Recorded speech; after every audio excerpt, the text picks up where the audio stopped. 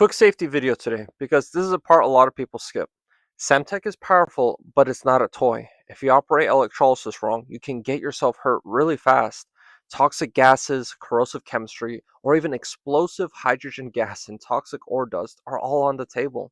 Fundamentally, though, there's nothing stopping you from already getting hurt with regular electrolysis. But I realize that educating the public from the beginning is crucial, especially when many people ask for some books or resources on electrolysis.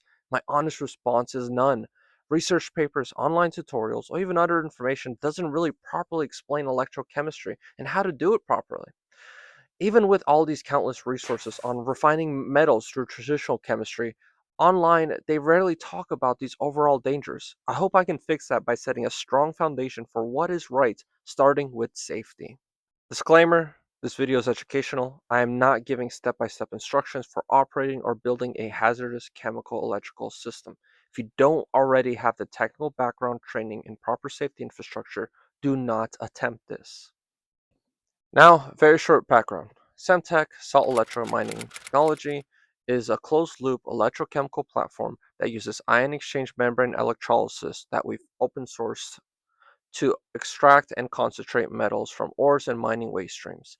In the mining configuration, the system can generate key chemistries in situ using electricity and salt water. And so you're not constantly buying and transporting as many bulk chemicals. If you want a deep dive, go watch my other Semtech videos. This one is going to be about what can go wrong. Alrighty, so let's start off with the first one. Hazard number one, platinosis. One example of an unknown hazard, platinosis.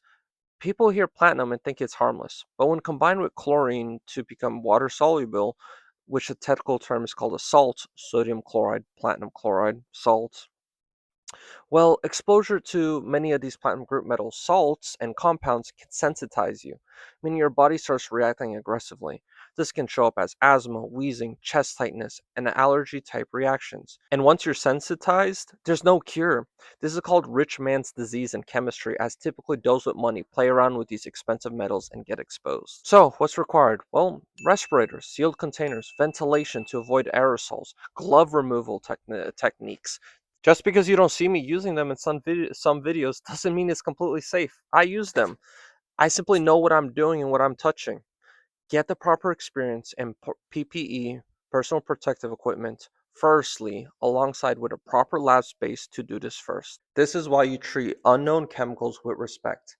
Containment, ventilation, and proper PPE are not optional. Unknown chemical reactions may occur that may form completely new compounds. Do you really want to risk your permanent health? Second example, chlorine gas. In electrochemical systems, depending on conditions, you can end up with chlorine hazards. Chlorine is a damaging agent, a war chemical. Iron throat burning, coughing, choking. It can progress to airway constriction, fluid in the lungs, and there's no magic antidote. Severe exposure can be life-threatening. People say how these units can be ran in their garage is a no-no. You do not know what you're doing and need to immediately stop if you think this is something that can be run in your garage, and especially if you think you're going to become some sort of millionaire by scrapping a couple motherboards. Please do the research first. Additionally, other chemicals like hydrogen sulfide can be produced, or even fluorine gas if your sample has fluorine. I have a Rigaku XRF spectrometers because rocks are very diverse. You have no clue what you're working with in your feedstocks, especially without the right analytical equipment. This is one huge concern I see with many people who think you could just throw some rocks and get gold. There's so much more to this technology, but that's what makes SEMTech amazing and dangerous. Being able to extract all these other range of elements are dangerous. Some of them are not stuff you want to be playing around with, and you do not know what you're playing with. This is why you need real ventilation, containment, and leak detection. My own equipment costs a lot of money. Even if you DIY, the tools, time, and materials is in the thousands. My own documentation for the grant proposal calls out for enclosures, ventilations, leak detections, the core safety equipment required for basic operation. And recently, I made a video about how much a Semtech unit can cost. Some people complained that $5,000 was too much, and that was a concern, as it reflects whether or not you're overall capable of ensuring all these other issues don't occur. Also, many ores contain a lot of heavy metals. like lead, arsenic, mercury, and more. These can be exposure risks simply from dust, contaminated surfaces, residues. Lead is a very well known hazard, but the majority of rocks have it. Did you at least get $1,000 assay reports with a full spectrum analysis to verify your material? Did you analyze multiple sections of the mine? One vein can have completely different composition to another. One side of the vein, one side of the mine might have completely different rocks to something else. Now, I have a $67,000 spectrometer, so please, I know what these rocks are. Don't worry about me touching them without gloves. That's the difference. Just because you see me do something doesn't mean I do it without the proper knowledge. Here's another surprise for many. Even granite, regular normal stone that people use for countertops, can contain naturally occurring radioactive elements like uranium and thorium. I hope this emphasizes how much you don't know what you're touching. And this is measurable. Get a radioactive meter, bring it to a countertop granite table. You'll see it go off. Now, I get it. Not everyone has the right laboratory grade analytical equipment to measure what they have. They don't know what's inside. And please do not rely off a handheld XRF. They are a scam. I'll make a video about that very soon, but point is take your step back and really ask yourself, what if this rock has something that is going to cause platinosis, silicosis, cancer, mercury poisoning, lead poisoning, radiation? Look up the long-term effects of these: memory issues, reduced IQ, cognitive decline, kidney and reproductive issues, and ask yourself, is it worth it?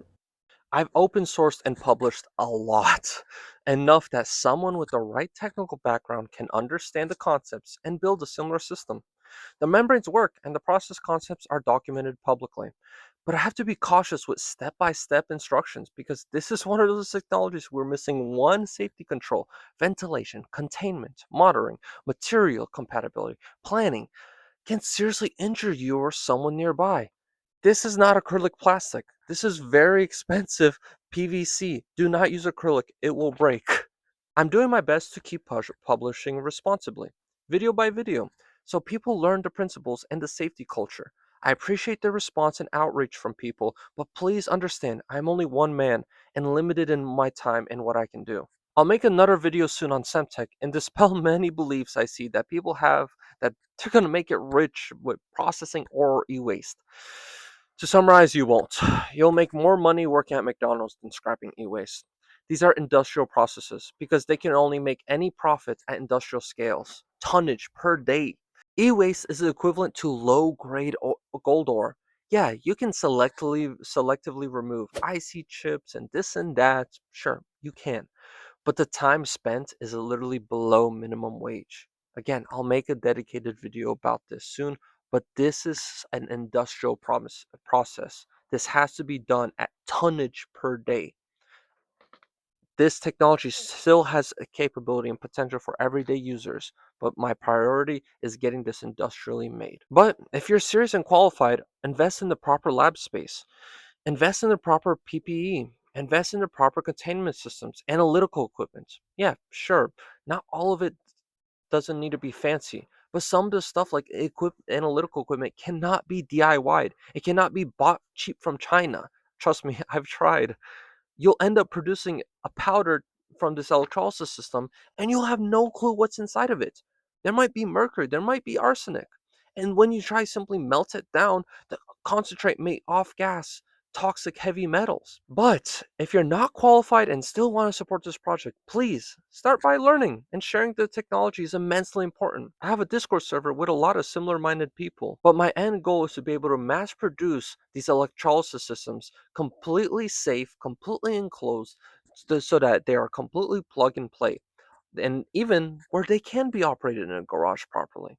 But that requires significant scale up costs that I just don't have. Sharing this video and bugging your favorite podcasts and YouTubers, especially if you know them directly, is the best thing someone can do to help support this project. Again, if you want the full SEMTech overview, please watch my other videos. I have many about SEMTech. This one was specifically about hazards that people underestimate. I'll keep producing more videos, more information as responsibly as I can. Links are in the description. Like, subscribe, and please share these videos, especially the original about SEMTech. It means a lot and the most important thing that can be done. Hopefully someone important can reach out, watch the video, and help fund this technology to a point that anybody can use this technology responsibly, safe, and at home. Thank you. Stay subscribed.